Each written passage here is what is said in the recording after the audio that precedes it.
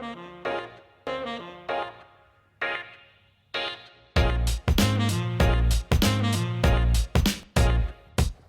everyone, welcome to the channel and welcome to my house. So if you guys are in the process of searching for that perfect property for your next dream home build, well, I've got a couple things I learned when I built our dream home a couple years ago. There's a few tips and tricks along the way that I learned that literally saved me hundreds of thousands of dollars. And I hope if you guys can follow some of these simple tricks and guidelines, you might be able to get into your dream home for way less than you ever thought was possible. So follow along and let's check out what we got going on at my home.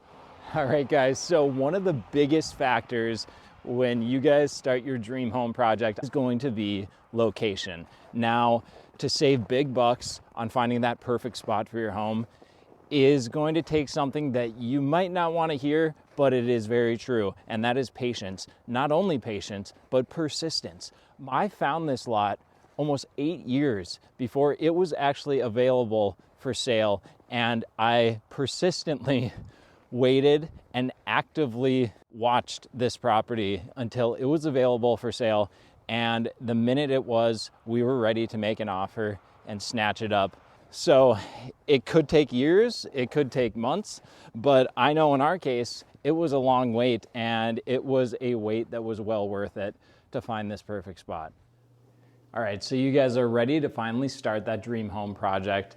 Where is this thing gonna go? And in our case, we live on the North Dakota and Minnesota border, and I knew that to live in the North Dakota side, lots are a lot more expensive, a lot more valuable, and that's because North Dakota has lower income tax. So people don't necessarily want to move to Minnesota when they live right on the border because they know they can get better rates on the North Dakota side. But that means that lots on the Minnesota side along the border are going to be at a crazy great deal compared to if we had gone across the river. And if you guys live in a sister city or a metro area that maybe has a less desirable city next door, across a river, across state lines, or even just a suburb on the outskirts of town, that's where you're gonna find those great prices on lots versus trying to find a super swanky lot right in the middle of your metro city.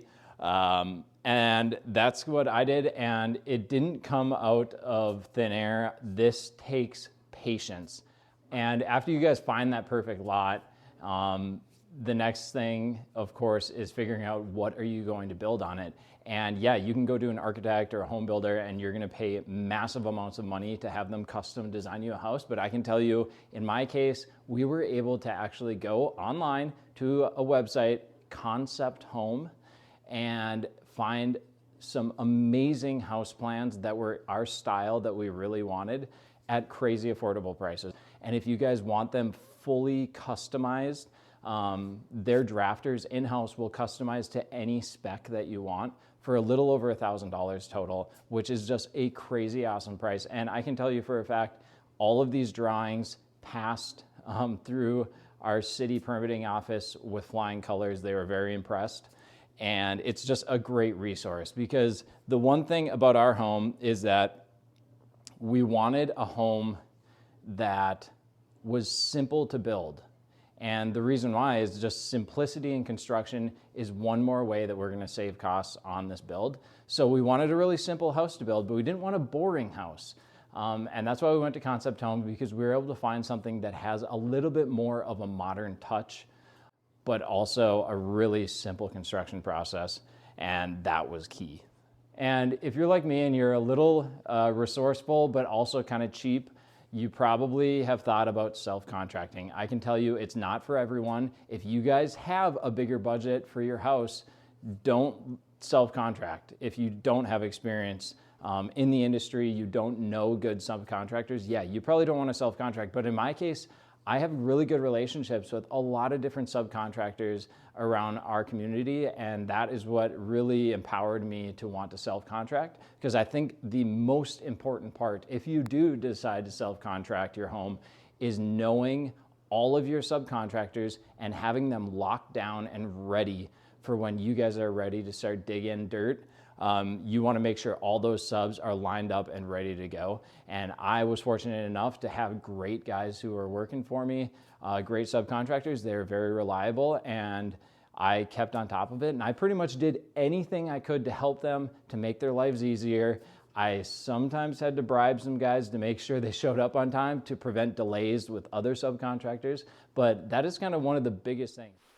And one of the next biggest things for saving massive amounts of money is material choices in your home. In our home, for example, we didn't put a single sheet of drywall in our house. All of our walls and ceilings are wood paneling that we source from local mills. And the cool thing with this is that it saved us tons of money on drywall and time. Drywall could have taken well over a month. We got this done in a week with just 2 installers, and trim work only took another 2 days. And the cool thing is you get it on the wall, bam, it is done, ready to go. And of course, we didn't want this to be super rustic, so we did add color variation to the different walls and ceilings to make it a more contemporary feel. And it really was cool to bring some of these local woods into our home to make it feel like there was a story there.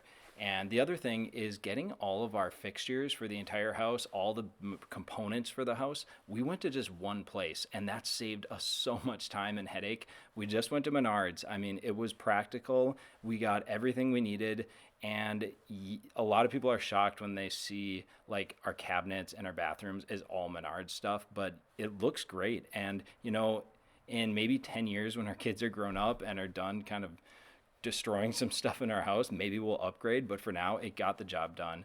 And all these factors combined allowed us to go from permit approval from the city to closing on our loan in under 3 months, which is quite unheard of in the building industry right now.